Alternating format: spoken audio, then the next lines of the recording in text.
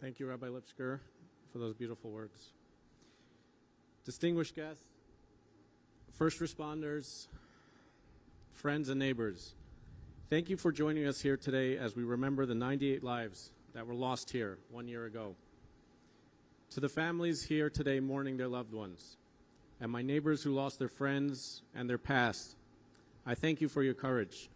I cannot begin to imagine how emotional and difficult it must be for you all to be here today on this site. Thank you for your bravery. I have been in politics for 3 months. It hasn't been easy, but it's nothing I can't handle.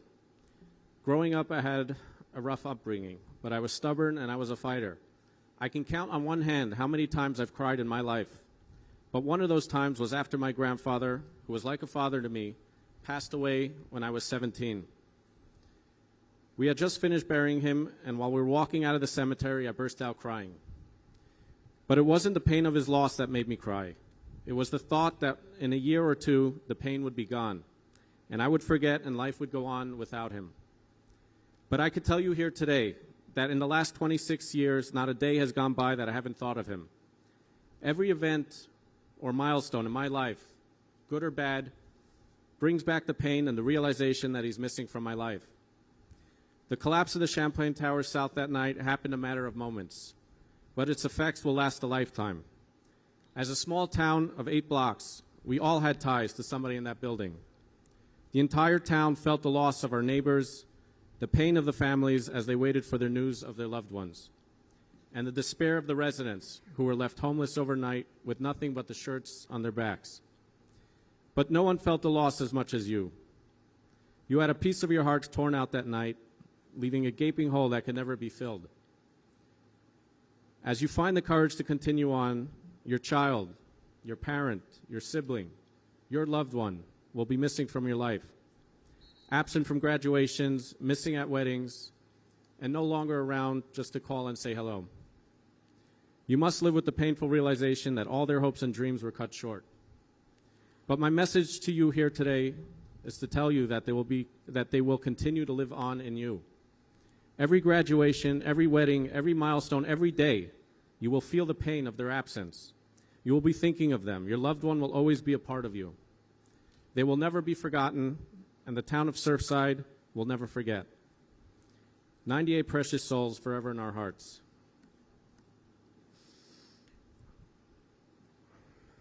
The town of Surfside was once an obscure little enclave hiding along the Florida coast. The tragic collapse of the Champlain Towers South threw Surfside out into the world stage. But it was a visit by the President of the United States and the First Lady who came to console the families that put our small town on the map. The compassion and tenderness they showed towards the families when they were here was inspirational. We are truly honored to have the First Lady joining us today, and we appreciate the lengths that she has undertaken to be here with us. Ladies and gentlemen, it is my honor to introduce the First Lady of the United States, Dr. Jill Biden.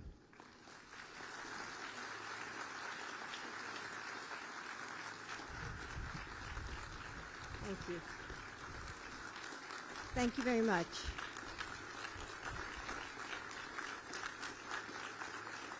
Thank you. Thank you. Thank you. Thank you, Mayor Danziger, Governor and Casey DeSantis, Congresswoman Wasserman, Schultz, and Wilson, Mayor Cava, and all the leaders who are with us today. Good morning. Hidden in the crowds, scattered throughout workplaces, grocery stores, and parks, there is a fellowship of loss. To the uninitiated, we look normal, average, whole. But like a secret handshake, I can spot them by the sadness that rests at the corner of their smile, by the curve of their shoulders, as if they can still feel the small arms of a child wrapping their arms around their neck. And though we are strangers, we know untellable truths about one another, that we will spend the rest of our lives longing for a face that is gone forever, and that when they left our world, they took a light inside of us with them. They are some of who might say that hurt fades over time, but we know that's not true. There is a collapsed star spinning inside of us, and we will forever live in its gravity. The things we carry are heavier now, and 1 year later, or many years later, our knees sometimes buckle beneath the weight of our grief. Still, we have discovered moments of grace, too. Somehow, against all odds, we rise from the floor. We find a fortitude that we didn't know we had, and we reach out for help. We realize that we're not alone. Today, we gather to remember the 98 people lost. On behalf of my husband, President Biden, whose hearts and prayers have never left this community, we stand by you today and always. And as we gather, we express gratitude for this community, the firefighters and first responders who bound up wounds and spent weeks working to recover your loved ones.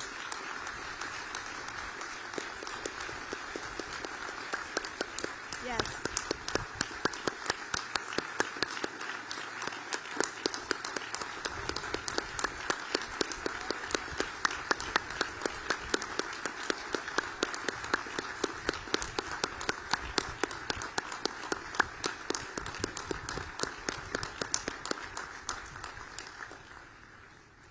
The members of Surfside who came together to embrace you, who prayed for you every night and wrapped their arms around you.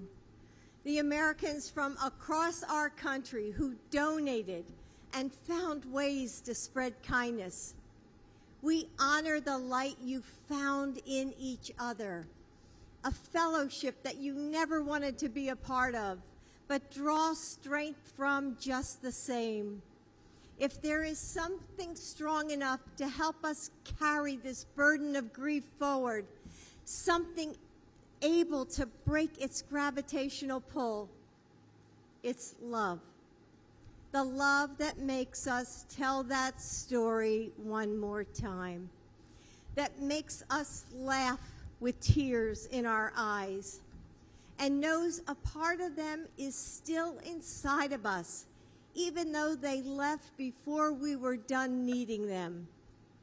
The love of friends and family who refuse to leave us alone, who remind us that joy can be found even in sorrow. The love of a community that lifts us when we're weak, that carries us. Take it one breath at a time. We are praying for you, and we are grieving with you. God bless you.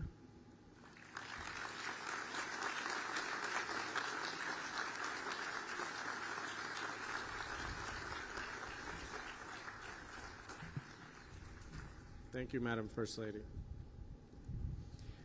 I now have the distinct honor of introducing our Governor of the great state of Florida, Ron DeSantis, who is joining us here today with his dear wife, Casey, who, thank God, is healthy and well and with us here today. We are so grateful.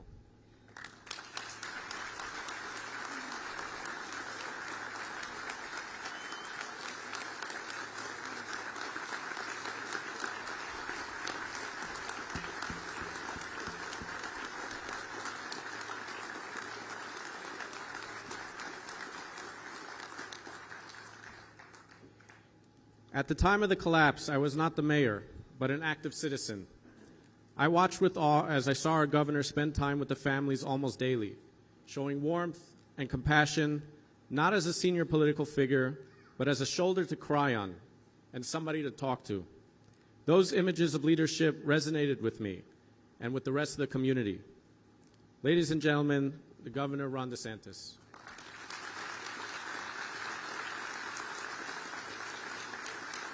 Thank you. Thanks so much. Thank you very much. Thank you. Well, 1 year ago, I got a call at about 3 a.m., and when you're governor, the 3 a.m. calls are usually not positive calls.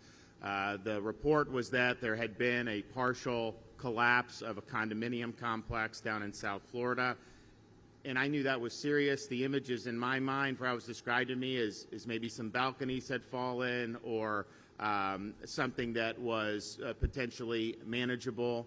As I made my way down here, I started to see images on TV, and it looked more serious than that. But it didn't hit me the full gravity. I don't think you could appreciate it until you were on this ground looking at it. It was a massive collapse, and these guys, the first responders, were there from the wee hours of the morning. They saved people from the adjacent tower, and they were there working on that pile, doing whatever they could to try to save anybody who may have been a survivor.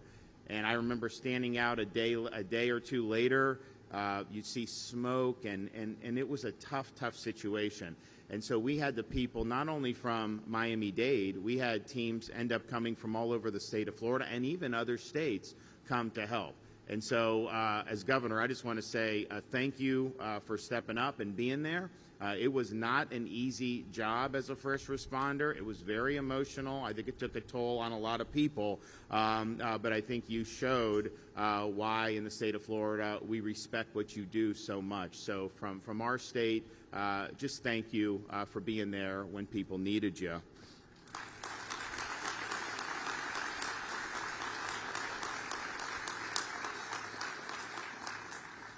And that was one example, but you saw an entire community mobilize in support of, obviously, families who were wondering what happened with their loved ones, other families who were displaced, and you had individuals step up. You had organizations, all the religious groups stepped up and it got to the point where there was a surplus of people that were wanting to donate items. And so I think that speaks a lot about this community in Surfside, also the greater community in South Florida. But we had people really from all across the state. And so in a very difficult time, you saw a lot of great parts of humanity coming forward to help those in need. And so I was very humbled to be able to see that in the state I'm fortunate to represent. And of course, we did have folks who were able to evacuate the other tower.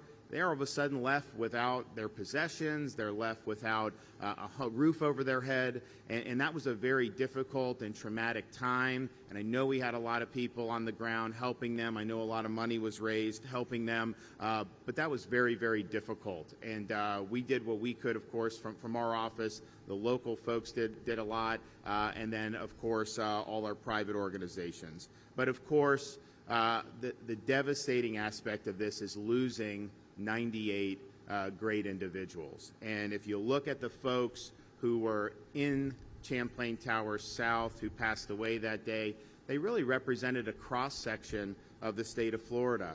You had young professionals that were just starting their lives. You had families with kids. You had grandparents who were retired. Some had been longtime residents. Others had been relatively new to the area.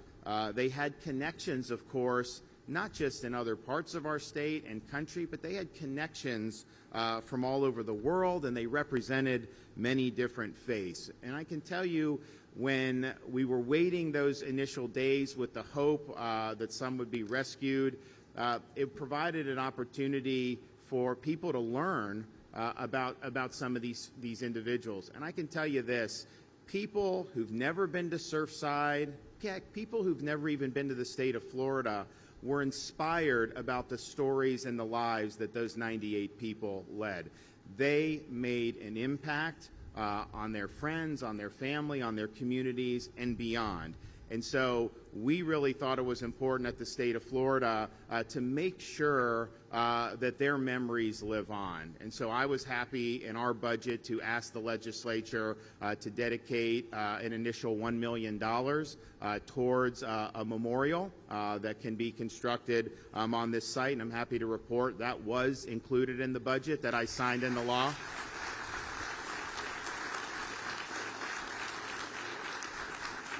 And we also, so that people realize, because when before this happened, you go up and down these streets, you see these condo buildings, you don't really think anything of it. But, you know, each little unit really represented a remarkable life and a remarkable story. And so we want to make sure that people understand that. And so we are going to be able to now designate this portion of Collins Avenue, 98 Points of Light Road. So every time people drive by, they're going to be reminded that there were great people that lived in that tower, and that this is a tragedy that wounded this community and our state, but we are not going to forget what they meant to this community and our state, and this sign is a small token to do that. So I want to thank you all for coming to remember the 98, and God bless their memory, and God bless Surfside and the state of Florida.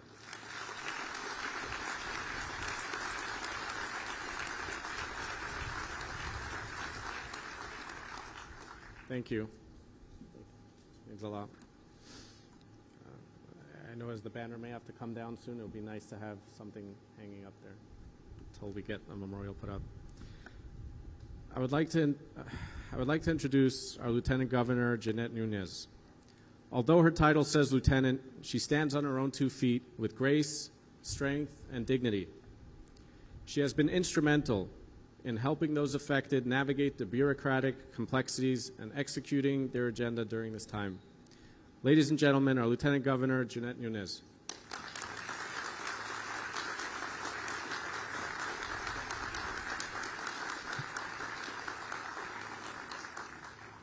Good morning.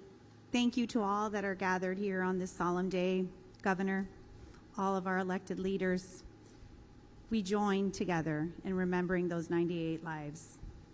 We remember our hometown heroes that were immediately on the scene, witnesses to an unspeakable tragedy. We remember the urban search and rescue teams that came from all over the country to assist in a grueling task that they are well trained for, but never truly prepared to deal with what they experienced here. We remember the outpouring of support from the international community, in particular our friends from Israel, the Israeli Defense Forces.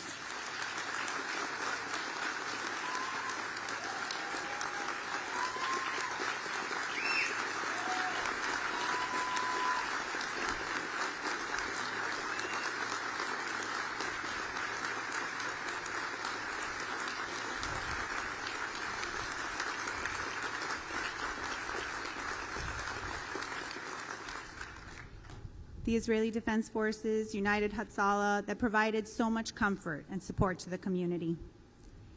We remember every first responder and emergency management personnel that worked around the clock, responding to this tragedy and yet sharing in the collective grief. And most importantly, we remember the families, friends, and loved ones of those 98 innocent lives. For them, for those of you that are here today, time has stood still. Although everything changed in our state that day, we found a way to muster up the strength and the courage to call upon the values that we share: compassion, perseverance, and resilience. You see, Champlain Towers South was more than just a building, more than just a place of residence. It was truly a microcosm of our South Florida community. The victims, as well as the survivors, come from all walks of life, near and far, different cultures, different religions, different backgrounds, but none of that matters. And 1 year later, we still grieve. We're united in our faith, in one another, and on our community. The scripture says, God is our refuge and our strength, an ever-present help in trouble. Therefore, we will not fear, Though the earth give way, and the mountains fall into the heart of the sea, though its waters roar and foam, and the mountains quake with their surging, the Lord Almighty is with us. The God of Jacob is our fortress. May we bind those words in our heart. May we reflect on the meditations of the psalmist and rejoice even in the valley of the shadows of death. And may the memory of those beautiful 98 souls always be a blessing. I pray that God continues to provide comfort to those that are brokenhearted. God bless you all.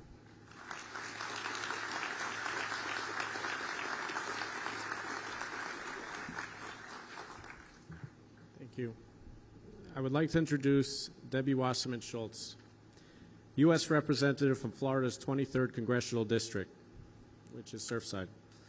While she advocates for our district in Congress, behind the scenes, Congresswoman Schultz has been listening to the voices of those who were affected by this monumental tragedy and has been an advocate and a fighter for their cause. Ladies and gentlemen, Congresswoman Schultz.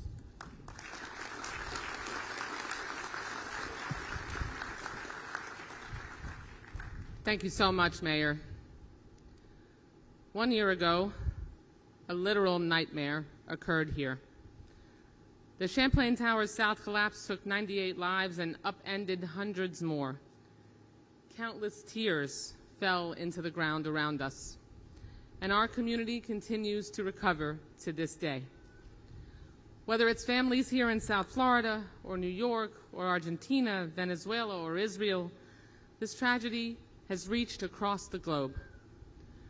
From the moment this unprecedented collapse occurred and still to this day, first responders, medical personnel, engineers, grief counselors, and caseworkers have painstakingly worked to provide support to the families and conduct a thorough investigation. Our governments and countless generous volunteers, charitable organizations, and individual donors help support the Surfside community and all those affected. Especially Mayor Daniela Levine Cava, who showed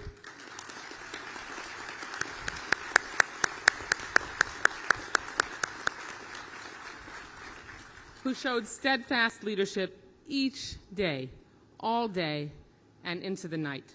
Mayor Levine Cava, countless family members told me how grateful they were for your leadership, your patience, your compassion through what was the most difficult time in their lives.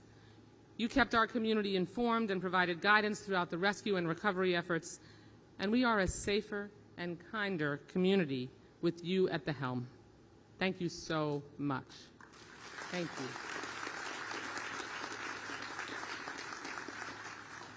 And I also want to acknowledge Senator Jason Pizzo, who was the lead sponsor of the legislation that named the street this section of Collins Avenue. Thank you for your incredible leadership and stewardship through the legislative session.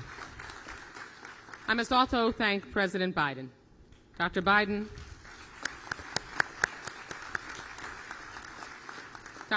thank you for being here. Thank you to you and President Biden for coming down immediately in the aftermath of the tragedy and being there for our people, spending the painstaking time that it took to, and I watched you go person to person as someone who has felt personal grief yourself along with the President, to make sure that you showed empathy and that you would commit, as the President did, to see this tragedy all the way through and continue to help to this day.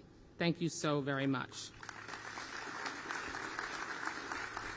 As a result of President Biden's effort, resources that were absolutely essential to make sure that we could do everything we could were never in doubt. And of course, our remarkable, relentless first responders who searched around the clock in horrific conditions to find even one survivor. These heroic teams joined us from as far off as Israel and Mexico. So thank them too, as I know we do every single day. Survivors, victims, friends, and family, and even first responders all experienced severe emotional trauma, as many lost loved ones, homes, pets, or cherished personal belongings. I know many of you still struggle with the immense personal loss and emotional toll that something of this magnitude brings, and I know that will continue. So I stand here with this entire community to embrace you and remind you that I will continue to support you for as long as it takes. You will have needs. We will be there every step of the way, as long as you need it. Thank you. Progress has thankfully been made to help get to the bottom of this tragedy and to ensure that it never happens again. In Congress, we will continue to pursue policy changes that will weave an even tighter safety net for condominium residents. That is so incredibly essential. Now, while we honor all those we lost 1 year ago today, I know the love and solidarity that springs from this sorrow made us stronger. And if we act boldly, it will protect so many more from similar suffering. In my faith tradition, there is a saying, Chazak, Chazak, Finis Chazak. Be strong, let us be strengthened. May those who lost their sanctuary here that night find personal strength and strength from our community. And the memories of those we lost continue to be a blessing. Thank you so much.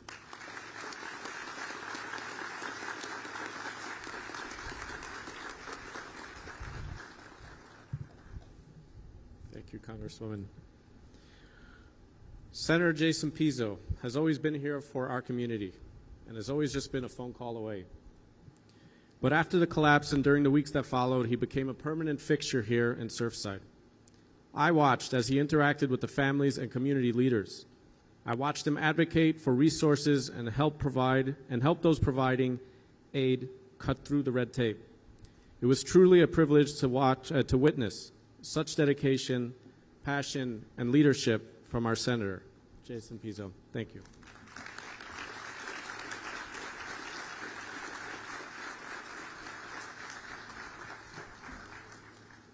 I called the mayor yesterday and volunteered not to speak today because I knew I'd get a little emotional.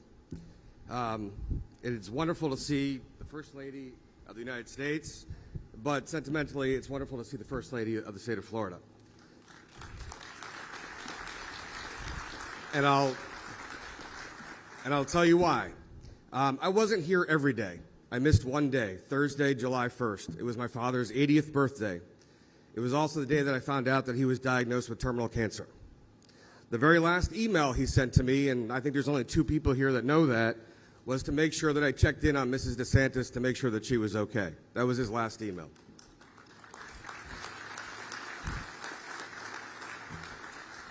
I got here very early, and the very first person I met was Carlos Nebrayev. He was wearing a blue polo shirt soaked through with sweat and tears, saying, "Just let me on that pile. Who are you? What power do you have? What control do you have? Let me on that pile. My son Elon is on that pile." The very first images of helicopters overhead is me standing about 30 feet over here to the left. And my mom calls me and she says, "When are you getting on the pile?" 10 days before this happened, rather blessed circumstance, the governor joined us at the Shul and signed Hatzalah into law. Thank you.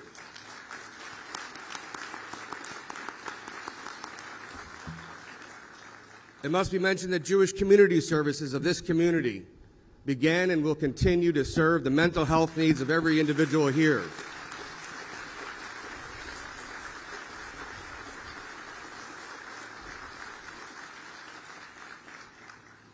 I actually didn't want to speak because I did not want to get emotional. But I'll never forget the night that Pablo Langesfeld and Martin sitting behind me, finally, they identified Nicole's body. Over and over and over again. So last year is about losing 99, the 98 souls here and my dad who passed on October 15th. And one day Carlos walks into my office and I said, "Carlos, do we have an appointment?" He goes, "No, you lost your father. I'm here for you, like you were here for us." Let me say this, and it's because I think I'm half Italian. Let's not make tragedy be the time that we get together and not have petty partisanship. Let's not make loss be the time that we come together and embrace and get things done. Let's just stick to the stuff that's important. Because every single one of us here would like to take the days back that we lost with our loved ones. And I do need to mention Kevin Guthrie, who took over for Jared Moskowitz at the Department of Management Services. Kevin Guthrie was here every day until he went home and saw his mother, who passed August 24th. I want to thank all of you. While I helped you get your driver's license and death certificates and probate filings and housing and clothes, and the governor was very receptive on executive orders for forgiveness of a number of things, I want to thank all of you. As I watched my father waste away and die, it was the strength of being able to help you and help your lives and your families rebuild and begin again and begin anew. But I will say this. I want to thank the Miami-Dade County Homicide Unit, and I have to explain why.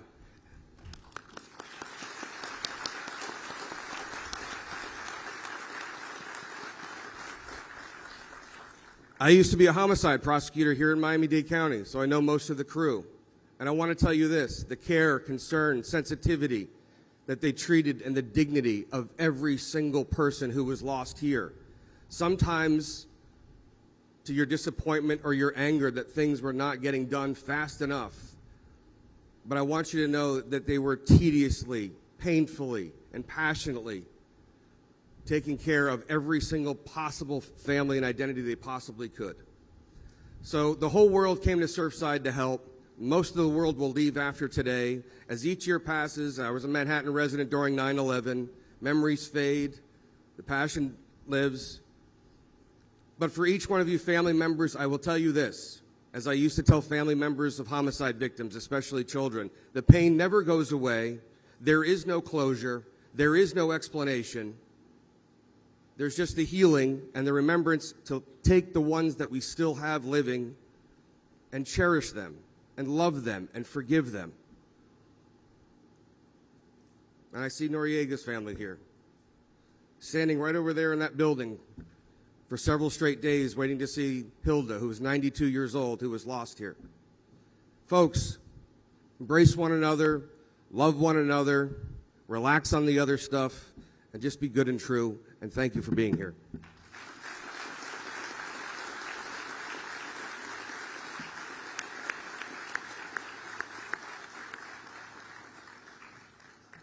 Thank you. As a newly elected mayor, Mayor Cava was thrust into perhaps one of the most challenging situations and one could fathom. But her leadership, execution, and deep concern for those affected was evident at every press conference, every meeting with the families, and every difficult decision she had to make along the way. Ladies and gentlemen, Mayor of Miami-Dade County, Mayor Cava.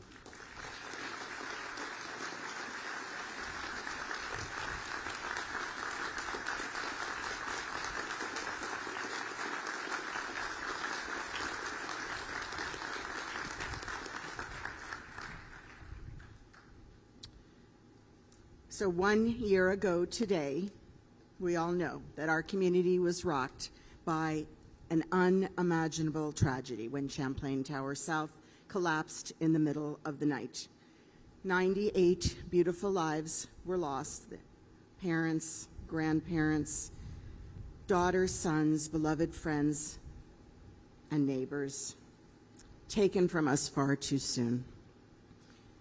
Hace un año, nuestra comunidad sufrió una tragedia inimaginable y perdimos 98 hermanos, hermosas vidas que se fueron demasiado pronto.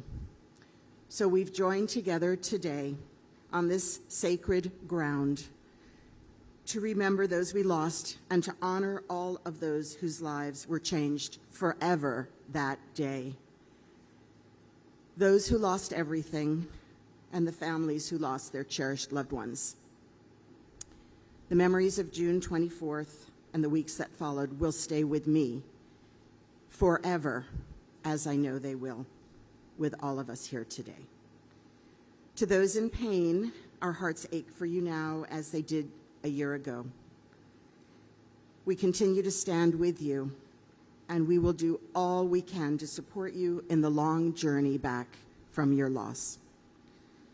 Nos reunimos hoy para recordar a los que perdimos y honrar a quienes sus vidas cambiaron para siempre este día. Los que lo perdieron todo y las familias que perdieron a sus queridos. queridos, sus seres queridos. Nuestros corazones duelen por ustedes ahora como lo hicieron hace un año. Continuamos apoyándolos en el largo camino del duelo. So today, we also remember the sacrifice and the courage of our first responders.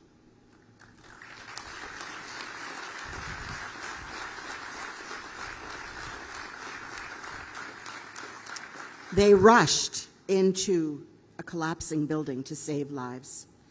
They gave everything in the search and rescue operation on this site. As mayor of Miami-Dade County, I am extraordinarily proud of the men and women of Miami-Dade Fire Rescue who were the first onto the pile in the middle of the night of June 24th and who continued to lead the operation in the weeks that followed, day in and day out.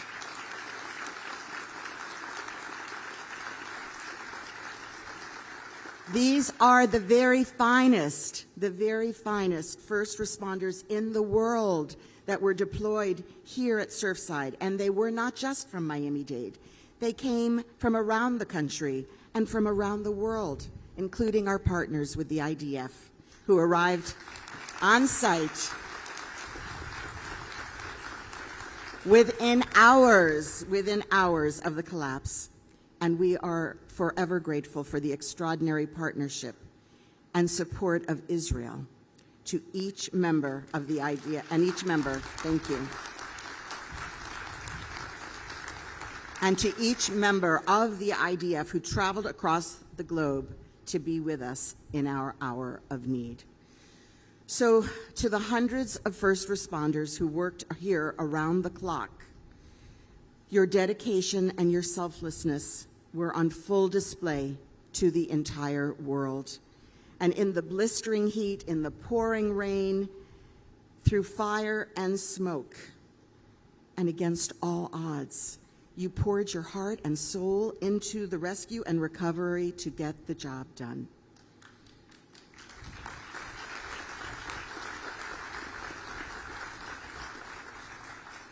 And I also want to thank all the public servants at all levels who united as never before to ensure that every resource that was needed was brought to bear.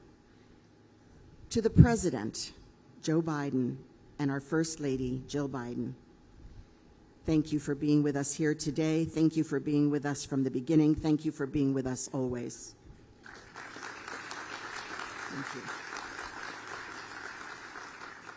The President activated federal support on day one, within just hours of the collapse, to make sure that we had every tool that we needed and that we could stand in solidarity and in mourning in the days after the building fell. So thank you to FEMA. Administrator Criswell was with us and her team. They played a key role in the long road to recovery.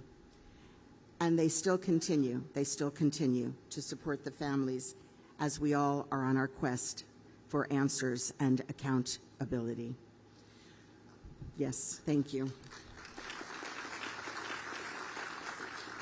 To our governor, Ron DeSantis, his wonderful wife, Casey, to our lieutenant governor, our chief financial officer, to our senators, Pizzo, Book, our Congresswoman, Debbie Wasserman, Schultz, they were with us here.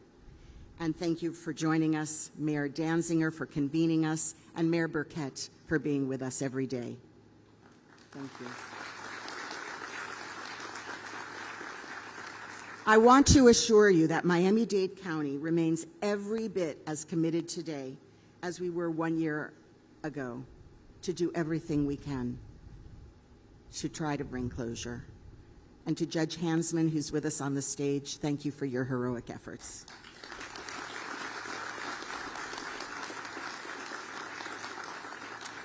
Our teams, our police, have spent thousands of hours painstakingly sifting through the rubble by hand, in the heat, in the rain, looking for any remains, any property that can be recovered. And even today, teams from our Miami-Dade Police Department are still there, continuing the search.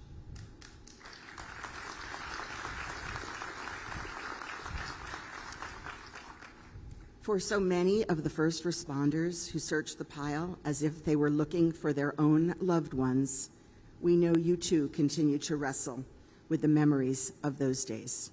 And we remain committed to ensuring that you have the tools you need to heal and recover.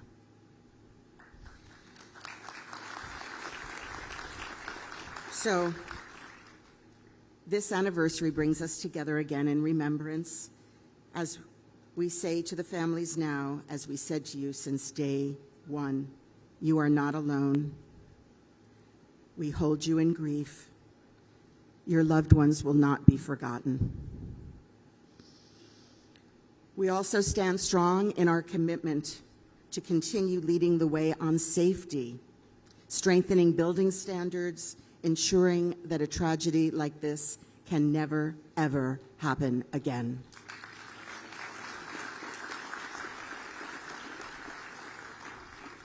The stories of all of the families who survived the unthinkable and the heroes who gave everything in the search stand as powerful reminders that in the face of great sorrow and unthinkable loss of life, our capacity for hope and love will see us through the darkest days.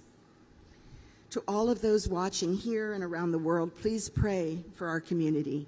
We pray for those whose lives were changed forever. And we hope that everyone who survived this tragedy will find peace, and that the memories of those that we've lost will guide and strengthen us now and in all the days ahead. A todos que nos están viendo aquí y el resto del mundo, oren por nuestra comunidad. Oremos para que las familias y los sobrevivientes de esta tragedia encuentren la paz, y que los recuerdos de quienes perdimos nos guían y fortalezcan ahora y siempre. Thank you.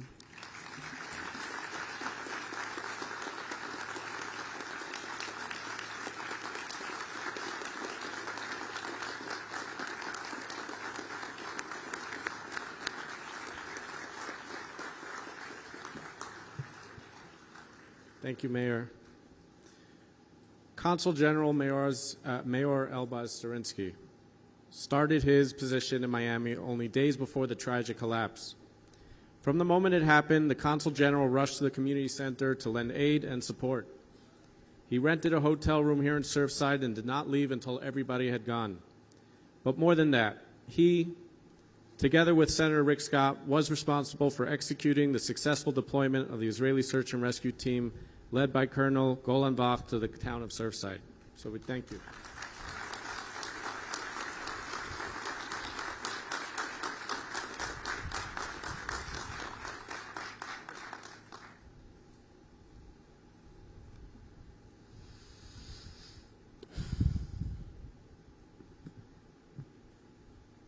Distinguished guests, ladies and gentlemen, dearest bereaved families. As an Israeli IDF veteran and a father of 5, I'm no stranger to being woken up in the middle of the night. However, there was something different in that phone call at 2 a.m. on June 24th, just 4 days into my tenure as Israel's Consul General in Miami. That sovereign call ended the 4 days of grace I had in my new position. Arriving on site a few hours later shook me to the core and threw me, my body and soul, into weeks of the forging fire of a terrible disaster and into weeks of anguish, courage, and brotherhood. What I saw and witnessed over those weeks tell in a million voices what pain and agony looks like, and at the same time exemplify the greatness of individual and of the community. I have witnessed the leadership and courage of everybody involved, elected officials, first responders, professionals, and so many good Samaritans. No effort was spared, including making sure that the Israeli team arrived. So many people, Jews and non-Jews, Israelis and non-Israelis, professionals and volunteers came together and showed us what it means to live up to the values of this wonderful country that we talk about so often. I've witnessed the unbreakable bond between the United States and the State of Israel.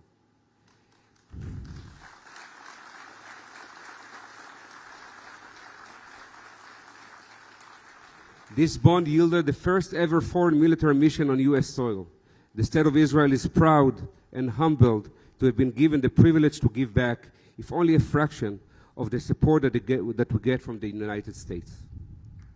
We are looking forward to further strengthening this bond during President Biden's upcoming visit to the State of Israel, and are hoping to welcome Governor DeSantis and the First Lady, I hope, in Israel again soon. But important of all, I witnessed the grief and pain of the families. Grief and pain that one can't really fathom. Weeks of hope that were shattered, leaving you, dear families, and the community as a whole in shambles. Dear families, we heard you and reported to perform our human duty and our Jewish virtue of Tikkun Olam.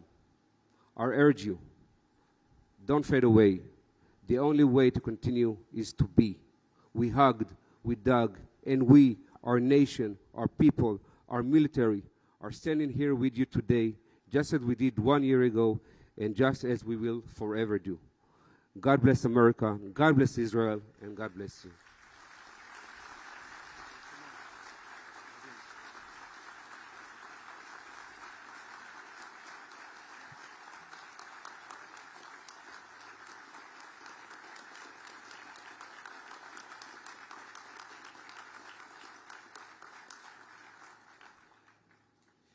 First Lady, all elected officials, friends, and most important of all, families. For the past year, every morning as I put on my boots, I'm reminded of Surfside, which is due to a deep gash I have on my right boot. I remember the day and the time that the boot was cut. I was working here, just here, with a great American commander, Jim Dobson.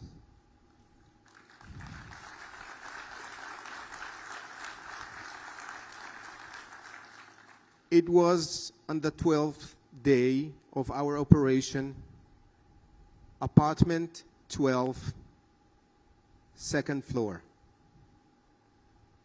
All of the piercing irons were exposed and very sharp. It was there that my boot was cut. Since then, every morning, as I proudly put on my IDF uniform, I remember you, and I will never forget you.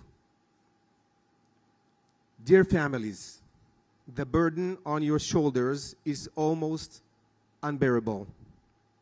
We came here today from Jerusalem to let you know that you were not alone then, and that you are not alone today.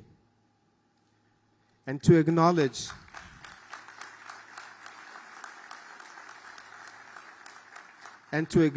that when we rise in the morning, know that there is a reason.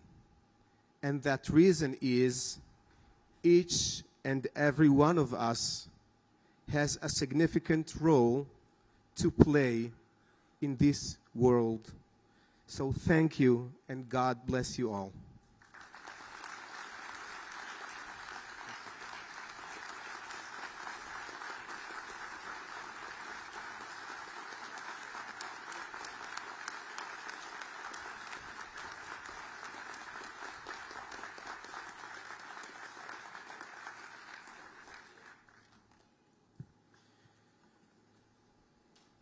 Although his title of CFO alludes to the numbers and digits, Mr. Patronis' humanity and personal concern to do whatever was in his power to help ease the pain of those who were affected was evident during those challenging weeks after the collapse. Amongst his many responsibilities, Mr. Patronis directs and oversees the urban search and rescue team, the USAR teams, across the state of Florida, which responded to 1 year ago. I'd like to introduce Mr. Patronis.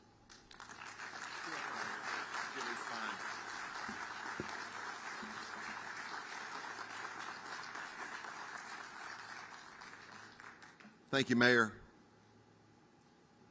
The Surfside building collapse is one of those events that's going to stick with us forever, every single detail of it. When the Champlain Towers South collapsed, I was already in South Florida with meetings. I even had my 12-year-old son with me, Theo.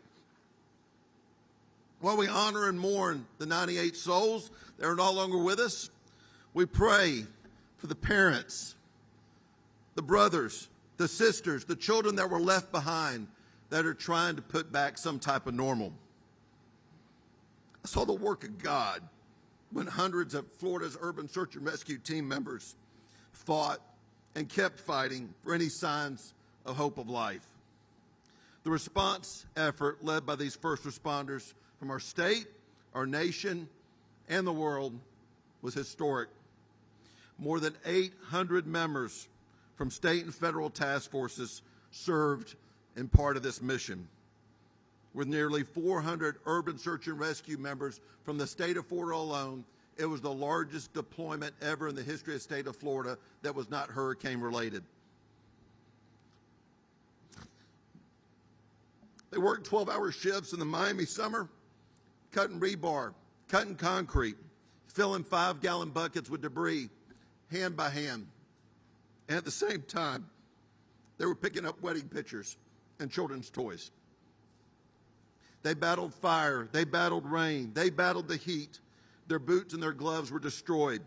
They had to keep respirators on to fight the same cancer-causing substances that caused cancer after 9/11. And in fact, some of these same men and women served at 9/11.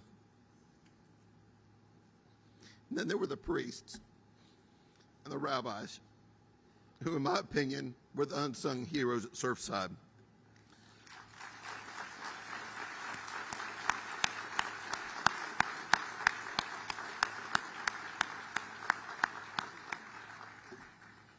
On that mountain of rubble, we saw hell on earth. But we also saw God's presence in the men and women who fought with every ounce of their being to save lives. Surfside was a tragedy on a mass scale, and it's going to stick with every single one of us forever. Every one of us mourns, every one of us feels pain, and we all deal with it differently. But from this tragedy, I've improved my relationship with my God and the Greek Orthodox Church. As we pray for the grace and the peace, may we never, ever forget and honor those 98 souls.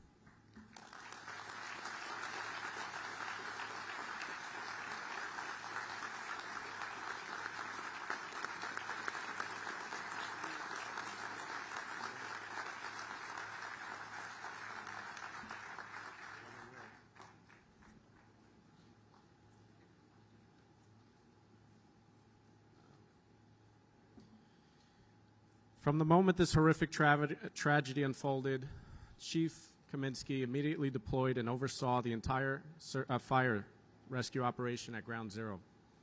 His tireless efforts gave hope to many families that nothing would stand in the way of finding their loved ones. I'd like to call up Chief Alan Cominsky of Miami-Dade Fire.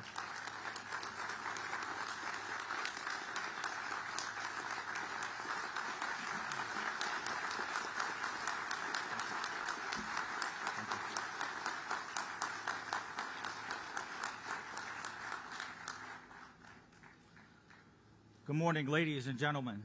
It is very humbling to be here today. A day particularly difficult and emotional to each and every one of us. As we gather here today to remember the 98 souls who we tragically lost and taken from us way too soon. 98 families who suffered a tremendous loss and are forever changed following the tragic collapse of the Champlain Towers South a year ago. We also recognize the tremendous impact this tragedy had on all the other families affected by the collapse. And to these families, I want to say, time may not heal all wounds, as the saying goes, as we will never be the same. For on that day, a piece of our souls will forever hurt for those who are no longer here, and for those who are here and whose lives were forever changed. So many were affected by this tragedy, and the scars extend into the lives of those men and women who selflessly searched throughout the rubble with hopes to save lives. The same men and women who day in and day out serve our community. The same individuals who call this place home, and many who will forever be haunted by the memories of those days. When our initial first responding units arrived on scene and saw that 2/3 of a building had collapsed to the ground and that the people that were still inside needed to immediately evacuate the structure, our brave men and women selflessly rose to the challenge and without hesitation entered the building, putting themselves in harm's way, risking their own lives in order to save the life of others, to bring everyone to safety. All without knowing if the remaining 1/3 of the structure would remain standing and uncertain on whether they would make it out of the building. Our crews performed courageously during those initial moments, searching unit after unit for survivors, determined to get everyone out. Others searched the rubble, removing victims, because every single life saved was a treasure to our first responders. These were some of the split-moment decisions being made, and their efforts led to the rescue of 37 people that morning.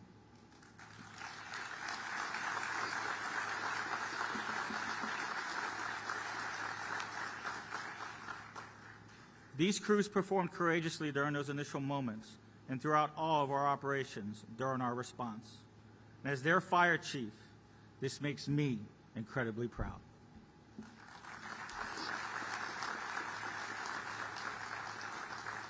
Today, I'd like to take a moment and salute them for their bravery and for going above and beyond in the face of extreme dangers with so much uncertainty what the outcome might be. They didn't do this alone. Law enforcement officers from multiple jurisdictions bravely assisted with rescue efforts, and for this, we thank you.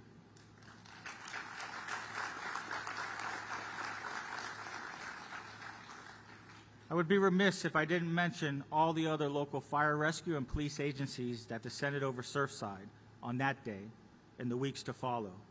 Thank you all for your camaraderie and for your support.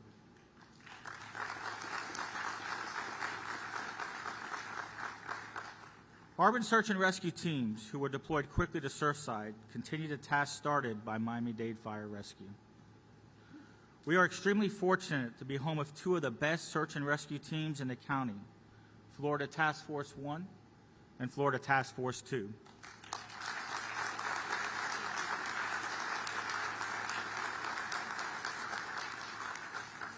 Soon after, all the Florida Task Force teams followed, as well as federal teams from Ohio, Indiana, Pennsylvania, Virginia, and New Jersey arrived with hundreds of task force members ready to assist.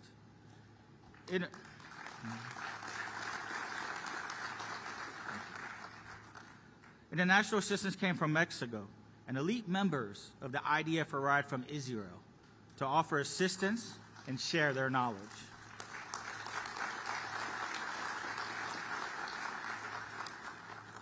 Day in and day out, these men and women mobilized all kinds of equipment, working 12-hour shifts, conducting extensive search and rescue operations, cutting through concrete and working through dangerous conditions, including extreme heat, rain, an impending hurricane, and the threat of a secondary building collapse in order to continue to search for precious life under the rubble.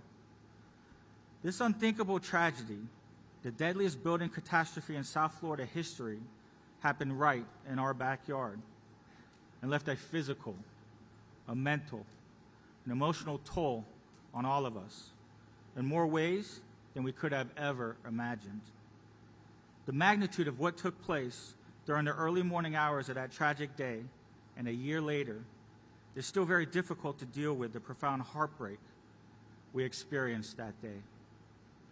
What took place here in Surfside has been one of the most traumatic events that our community and our department have ever experienced, that we will never forget. It's taken our MDFR family, our community, our nation, and the world to its core.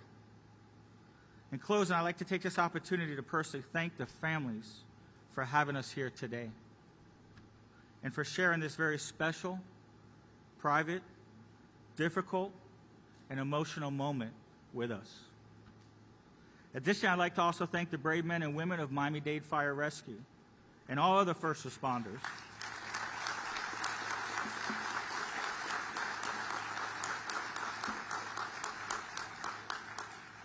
who are the true heroes in our profession and who continue to do the very best for our community.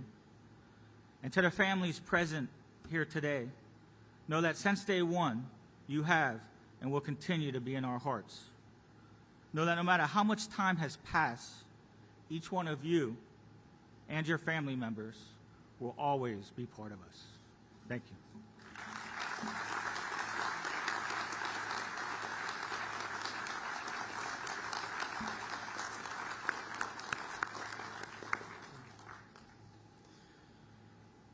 Israel's Home Front Command was established for a simple purpose: to save lives.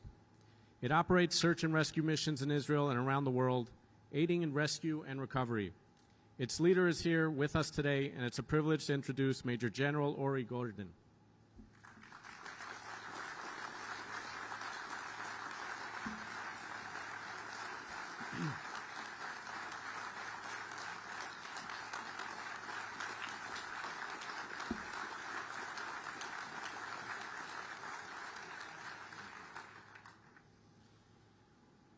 First Lady, elected officials, first responders, friends, and family members.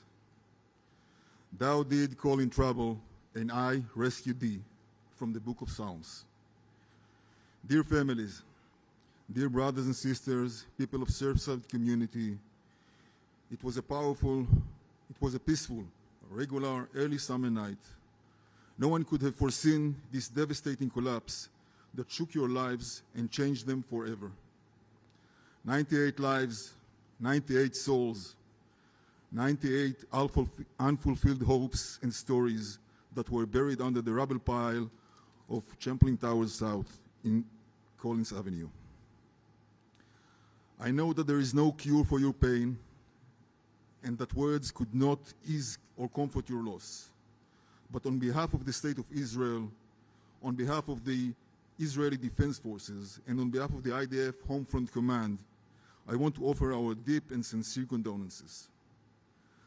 Although as rescuers, we always believe there is still hope, unfortunately, now we can say with certainty that no one of the collapse victims could have been rescued alive. But what we were able to do, to help do, was to more accuracy and faster allocate the missing people and set the closure for you, the families. We could not be here if not for the brave and humble leadership of Florida Governor Ron DeSantis and Miami-Dade County Mayor Daniela Levine Cava.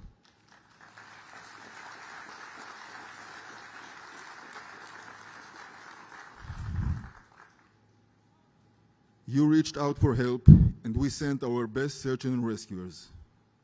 A small delegation with extreme expertise in the field and professionalism. You led out this operation with sensitivity and immense determination. You trusted us, and we did our best to reply. Our delegation, led by Colonel Golan Vach, helped in two main efforts. The first, allocating the missing person in the rubble pile and helping to extract them out. This effort was led by Chief Alan Cominsky, a great leader and a partner. And of course, the professional and vigorous action of the hundreds of first responders from the Miami-Dade and all over the country.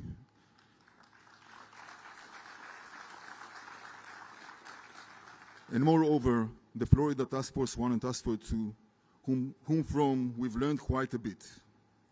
The second effort, led by Colonel Elad Edri, and backed by a technological branch in Israel, was with the families, trying to gather as much information as we could to help the teams on the site to allocate the missing more accurately. Again, we find great partnership from the Miami-Dade Police Department and the effort led by Chief Ray Jadala, who with great sensitivity and accuracy led this mission.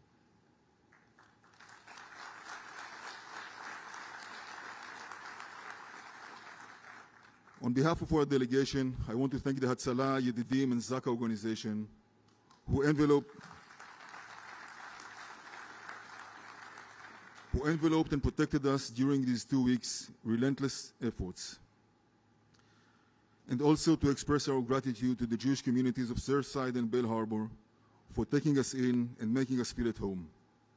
At last but not least, to Surfside Mayor Shlomo Danziger for your full and complete support then and even now by inviting us and making our arrival possible.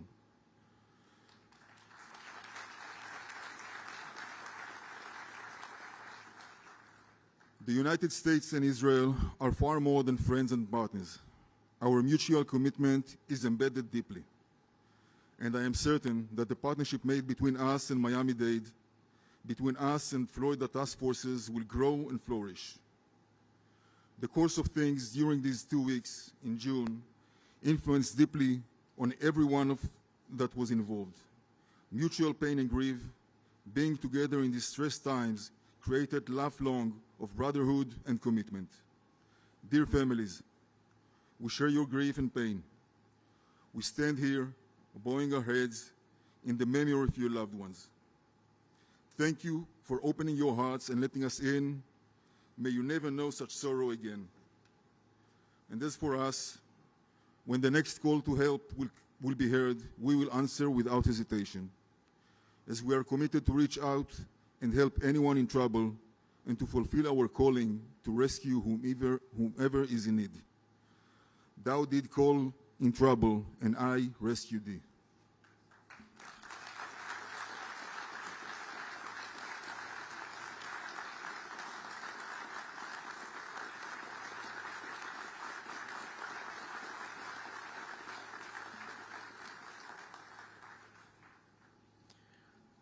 I would just like to take a second and acknowledge the attendance of Mayor Dan Gelber from Miami Beach, Mayor Suarez from City of Miami, and Chair Pepe Diaz from Miami-Dade County. These are our neighboring cities, and without you providing the vital aid and support, we wouldn't have been able to move forward as easily. So thank you. We are here today to remember the 98 souls. We are honored and privileged to have the opportunity to hear from a few of the family members who will share their stories of their loved ones and give us a glimpse into these extraordinary people. I would like to call up Luis Bermudez, father of Luis Bermudez, who was 26.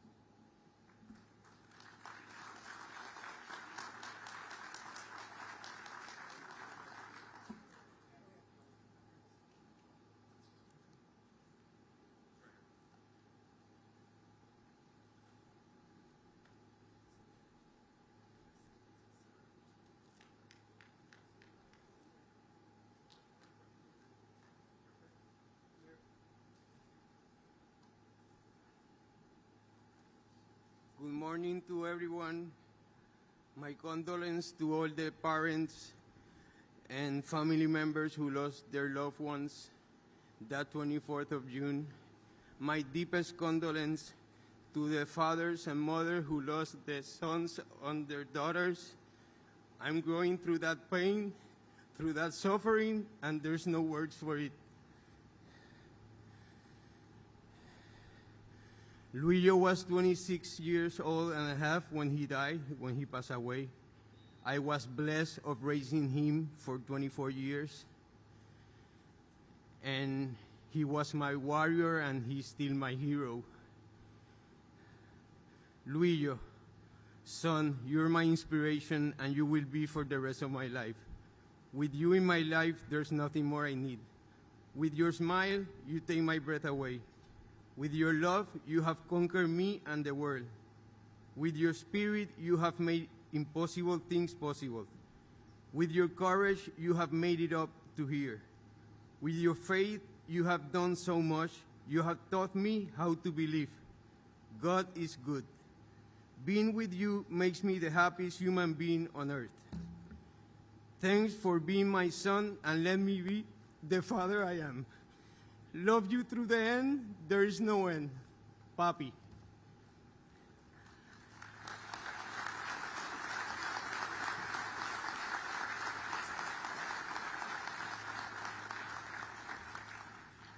Luillo, no matter your condition and muscular dystrophy, you learn how to live life with it, and beside that, you never complain about it. You never gave up. You battled it like a real warrior, and nothing stopped you from reaching out your dreams. You achieved all the goals that you have in mind. You did it, Luillo. There were no obstacles for you, just challenges. And every time these challenges came, you confront them and successfully got through them. And this gave you more strength to go for the next one. You were so powerful. You never gave up.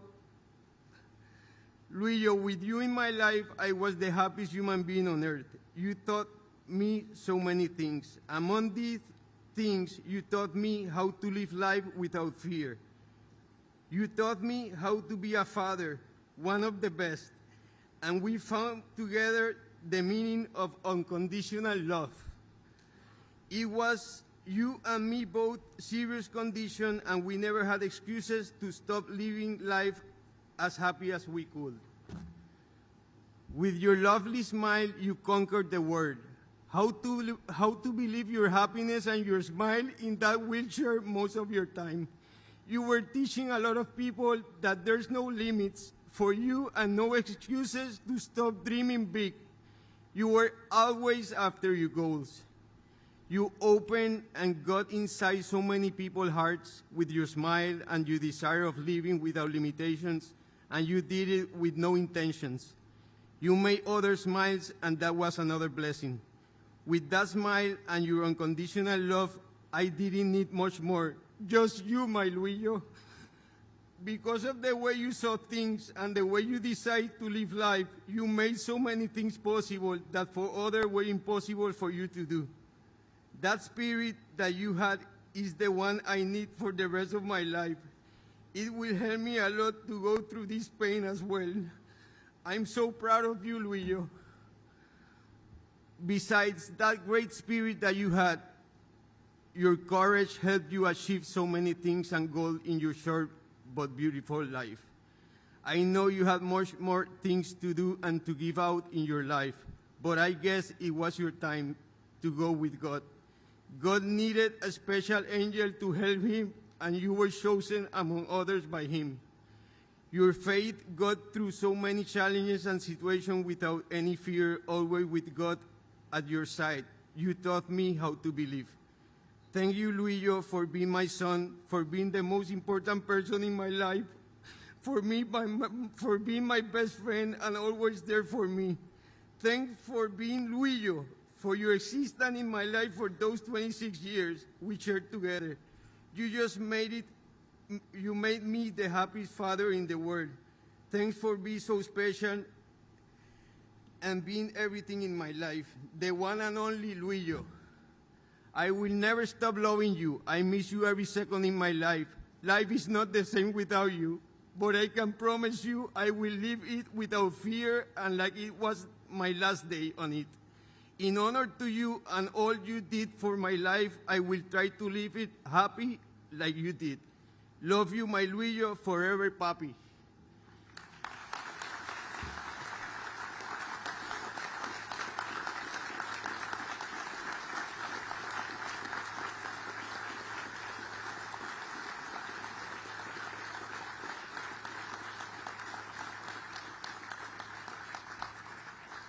I want to thank God.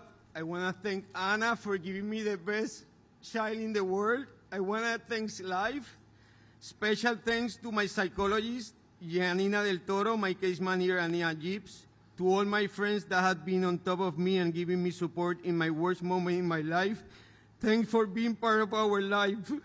A mi familia Bermúdez, párense por favor, a Claudia, a mi nena, las amo, las adoro. Sin ustedes yo no estaría aquí. If there were not for them, for my family, I wouldn't be here. So thank you, Claudia, Isabela, Daniela, Mami, Jay, Eric, Maggie, I love you forever. Thank you. This is my Luillo, and look the happiness and the face of the smile that he had forever. This is for you.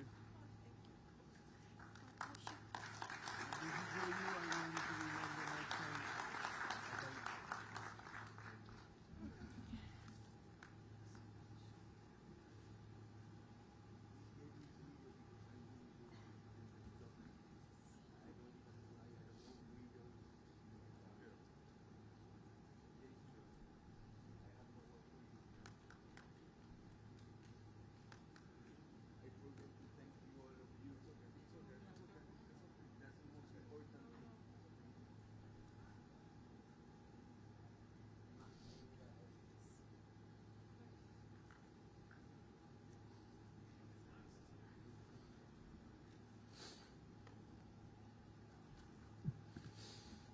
would like to call up Ashley Dean, sister of Cassie Bilodeau Stratton.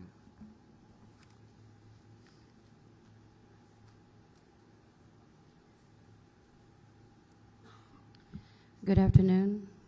My name is Ashley Dean, and I'm the big sister of Cassie Bilodeau Stratton. And since Cassie's passing, life has been very difficult for our family. But we hold a lot of gratitude for all the first responders and just everyone that helped. We appreciate everyone. Cassie and I were very close, and our sister theme was Frozen. And she'd call me up in the middle of the night. Do you want to build a snowman? So now I think we're building sandcastles in the skies. I'm going to miss Cassie. Hey, Mom.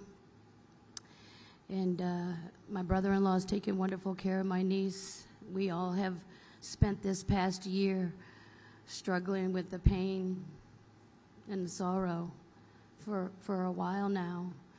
And moving forward, we want to remain strong now. We want to honor Cassie now. We want to honor 98. We're all 98 now. We're all family. We've been unified. I appreciate, and my family appreciates, the change that will come with this type of tragedy. The new 4D bill marks the horizon of things to come so that nothing like this ever happens again to any family, and that Cassie's life will save thousands, if not millions, in the lives of everyone that were lost that day. Thank you all for coming today.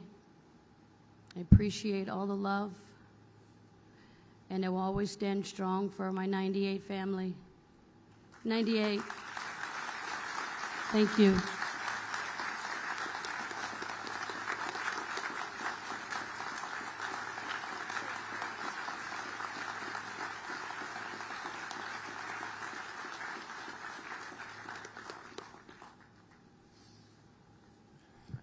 I'd like to call up Raquel Oliveria,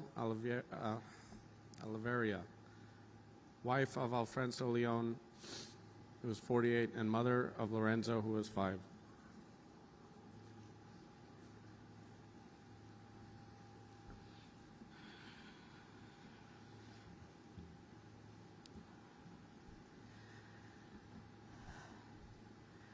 My name is Raquel Oliveira.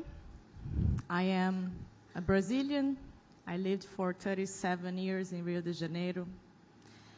And I moved to the U.S. when our son Lorenzo was born, because we were looking for a safer place for him to live. In June 24th of 2021, at 4 o'clock in the morning, my phone rang.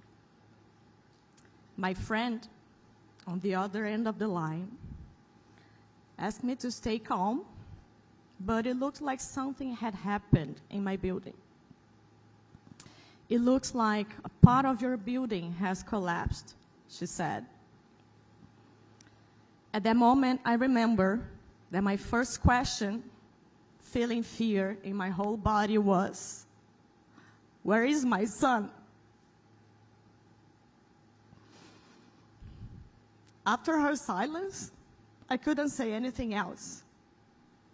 I was breathless, and my voice wouldn't come out to tell my mom, who was with me, what had happened.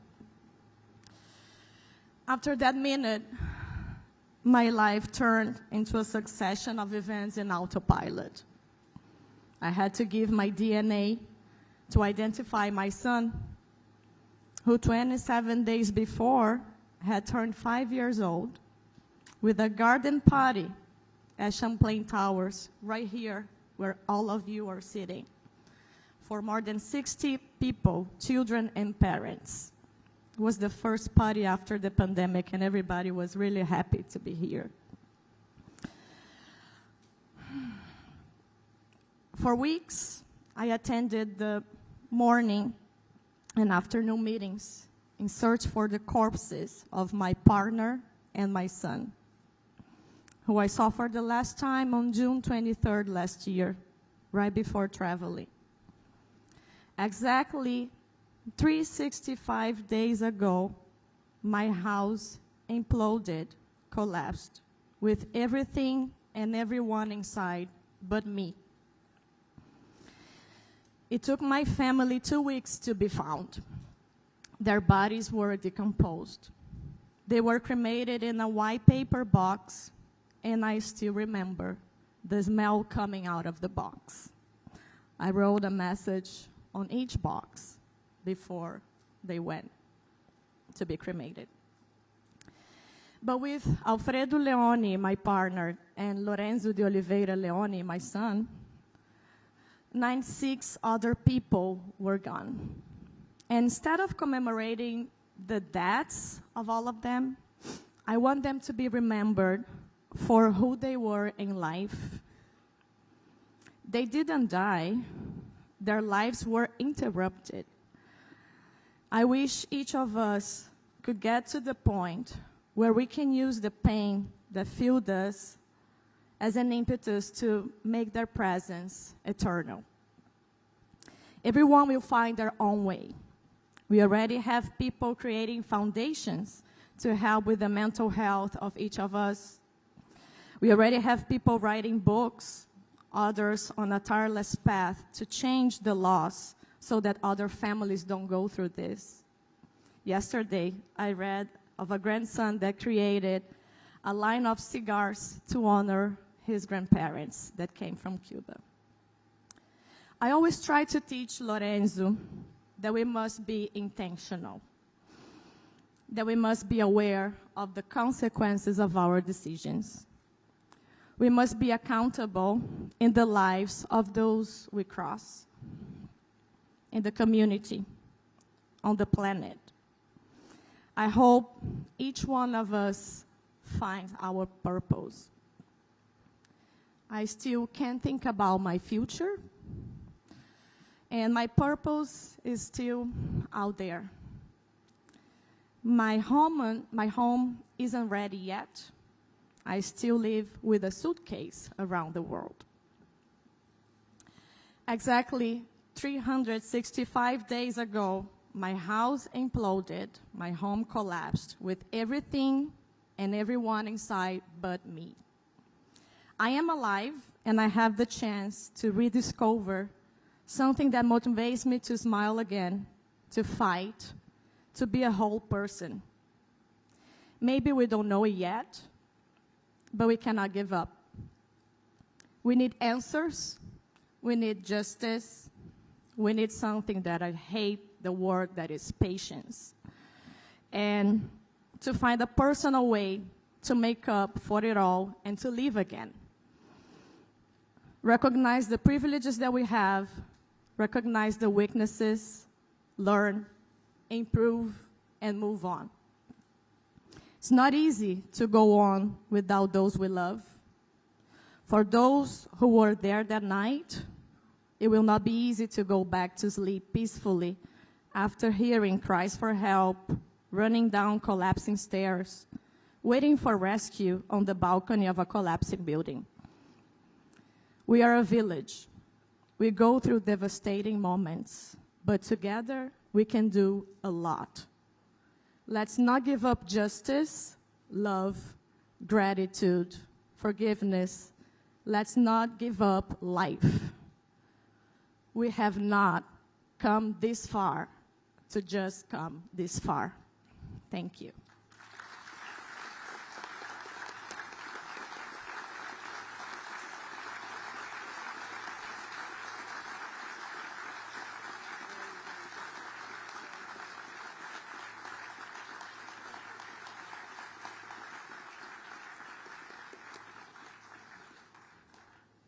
I'd like to call up Kevin Spiegel, husband of Judy Spiegel.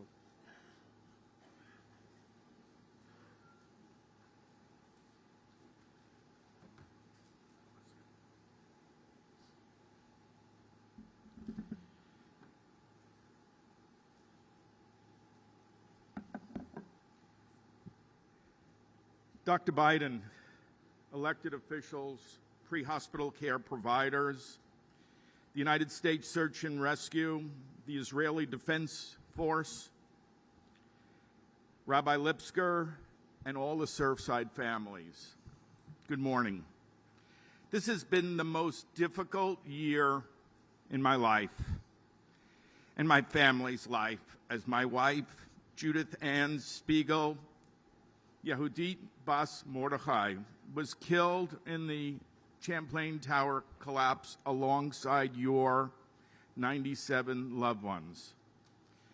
8777 Collins Avenue, apartment 603, was my home, and our family lost everything. I know what it means to feel profound loss, and 1 year later, time has not healed my broken heart. Like all of you, I carry this extreme void with me because Judy's life was taken away from us so abruptly. Judy was the matriarch of our family. I did not even know where our bank account was. I was lost and continued to struggle daily, just like all of you. Judy was the CEO of our family. She supported me in my career. She is responsible for being the best mother to my 3 children, Rachel, Michael, and Joshua, my son-in-law, Seth, and my daughter-in-law, Laura. I love you all. She also helped care for my 90-year-old mother. She was passionate about supporting her friends. Dr. June Scobie Rogers, whose previous husband was the commander of the Challenger. Judy would travel with June to NASA-related events regarding Challenger and the Challenger Center. Judy was a student of the Holocaust. Her friend Eva Schloss, a Holocaust survivor who grew up on the same street of Anne Frank in Amsterdam. After the war, Eva's mother married Otto Frank, which makes Eva Anne Frank's stepsister. Judy traveled with Eva throughout this country. Eva would give lectures to children and adults about the Holocaust, and Judy would be there for her because every time was such a difficult time for her. It has been extremely hard not waking up next to my best friend every morning. As I am grieving my profound loss, what has given me strength throughout this past year is people that were there for me during the loss, this tragic loss. We have visited cities in New York, Southampton, Memphis, Chattanooga, Panama City, Panama, where we sponsored the kiddishes in Judy's memory and talked about her life, and Surfside. We wanted to do something really significant, so we decided, all of my family, we went to Israel. We wanted to go to Israel to meet with our family, but more importantly, to thank the Surfside IDF from the Home Front Command.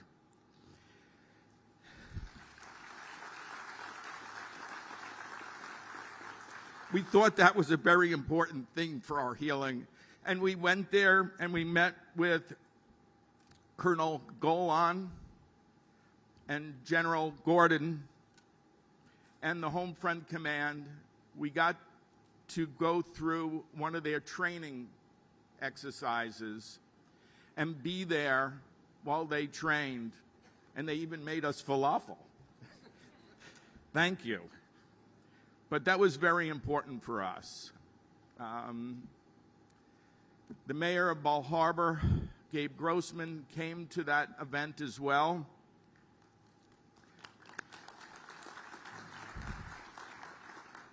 And even we had Shabbos with the Prime Minister.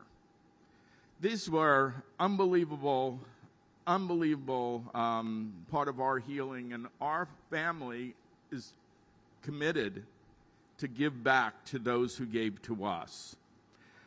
I want to also acknowledge Dr. Dario Gonzalez from the New York USART team and Dr. Joe Holly from the Tennessee USART team. I knew both Dario and Joe from my work as a pre-hospital care provider, and the commander from the New York DMAT team. Both gentlemen knew Judy and loved her and came to her funeral as well. Judy loved her family. She loved her family and friends, and she was the fabric that kept all of us together. She had a heart of gold. Judy taught us everything about life. She taught us about Yiddishkeit, the importance of a Jewish education, and supported Israel. She was the most loyal person I have ever met and always found fun in everything she did. If there is one thing I can leave everyone with today, is that hope to inspire everyone to be more like Judy. Life is short, and we need to focus on people we love. I hope we can remember Judy's beautiful spirit and smile. I love you all. I love all the families. God bless America, and God bless the state of Israel. Thank you.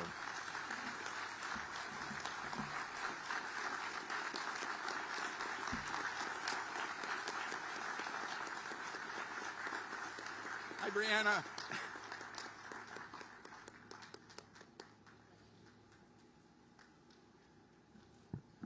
I would like to call up Martin Langesfeld, brother of Nikki Langesfeld.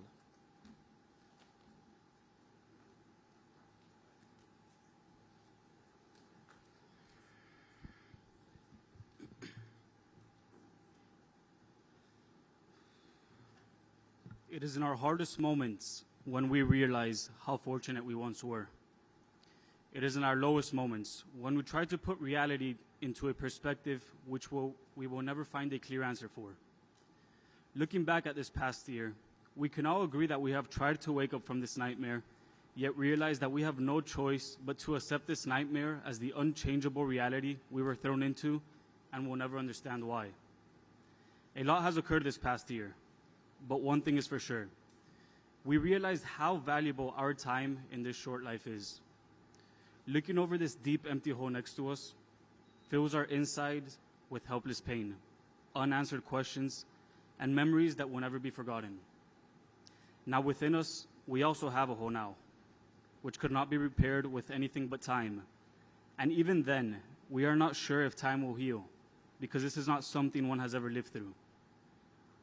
As life goes on, we will never find a way to cover the scars created within us. But what we will do is slowly find a way in learning how to walk around the hole forever engraved within us. The hole that took away countless innocent loved ones. As I speak, I could do nothing but remember that big, bright, beautiful smile my sister Nikki carried with her. And many times that big, bright smile was next to the man she loved, who were both ready to start their lives in a place they called home. I have absolutely no doubt in my mind that each and every person standing and sitting in front of me could come up here and speak endlessly about how beautiful, admired, and impactful their loved ones were and continue to be. And that is exactly what they all deserve. Nikki, just like the 97 others that were taken together, left their marks in this world in an unexplainable way. We will never comprehend. But they need to know that down here, regardless at what age they were taken, those lives have impacted the world in such a way that will change how systems work. Not only the legislative system. I'm talking about the system of life. The system where we as a community learned we could not take one single second for granted. Because one day, when we least expect it, that 1 second will be our last second. And what we leave behind is the light and love which follow our legacy. Now behind me are very well-respected individuals who worked extremely hard to get to where they are. And no matter when their last days are, they have already made an impact one way or another. Speaking by your side, I would like to say thank you for showing us that sometimes behind cameras there could be people, real people with emotions. And as I say that, I would also like to mention how we know that none of you expected to be involved in this tragedy. None of us did. But as you worked hard to get where you are and where you currently sit, we ask for your help. Please help us in finding answers. We need them. Please help us in working together with the developer who purchased this land. Let's find a way to incorporate a fitting memorial on a portion of the collapsed site.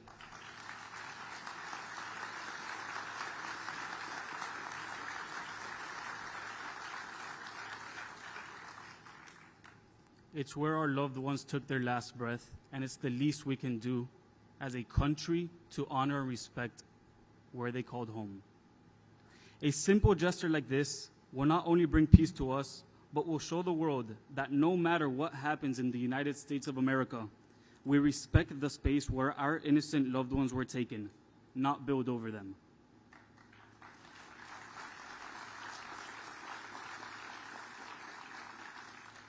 And this is meant with no disrespect whatsoever. I'm just a brother looking for honor and respect for those who are no longer with us. Thank you.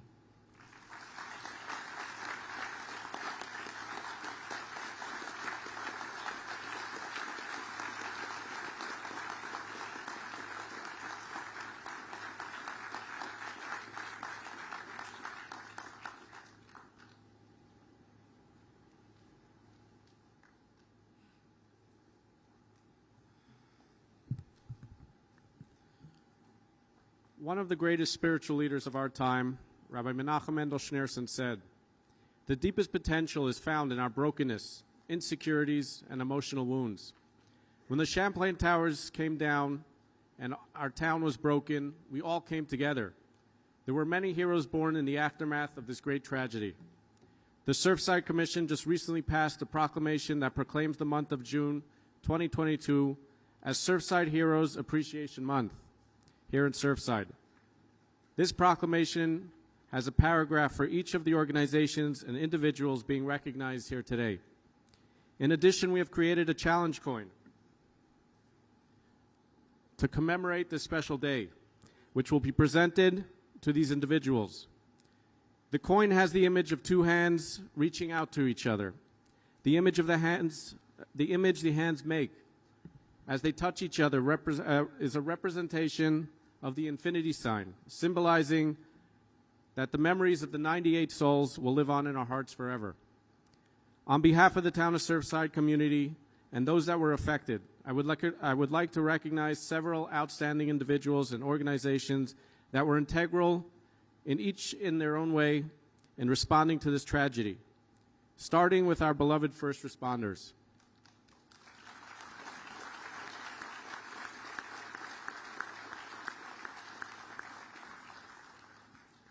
I would like to recognize the entire Surfside Police Department for their actions and valiant efforts.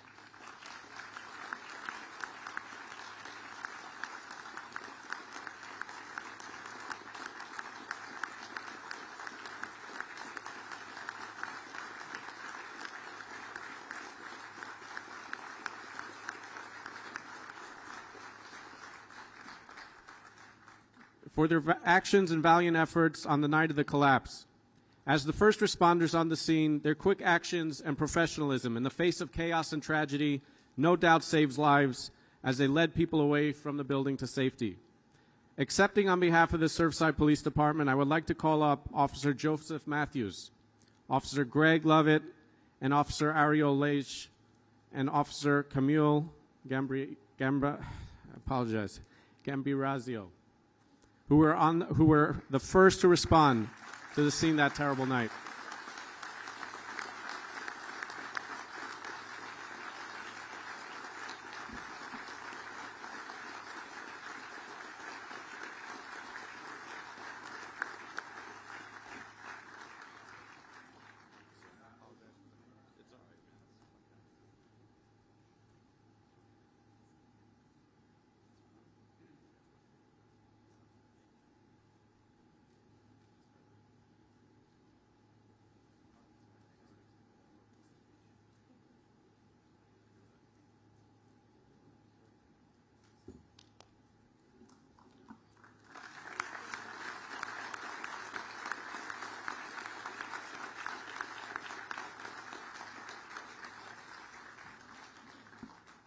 As with any catastrophe, minor or major, our fire rescue is always there on the front lines, putting their lives in jeopardy to save lives of others. During this unprecedented event, fire rescue teams across South Florida came together expeditiously and effectively with one goal in mind: the safety of the survivors, and to immediately begin the search and rescue. Leading the charge was Miami-Dade Fire Rescue. On behalf of Miami-Dade Fire Rescue, I would like to call up Captain Taft Parker, Lieutenant Jennifer Curlin, and Battalion Chief Victoria Bird.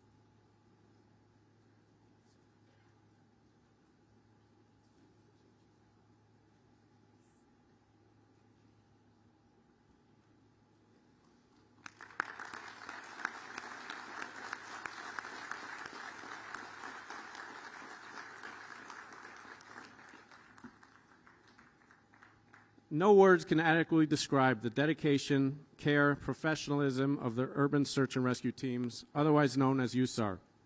From the moment they were called upon from across the country and for the weeks that followed, they were searching relentlessly 24 hours a day, 7 days a week, through dangerous and challenging conditions, digging through fire, smoke, and shifting rubble and debris. They did not stop. They did not sleep. They cried, they consoled, and they continued their mission with focus and determination. Accepting on behalf of the urban search and rescue teams, I would like to call up from Florida Task Force 1, Maggie Castro,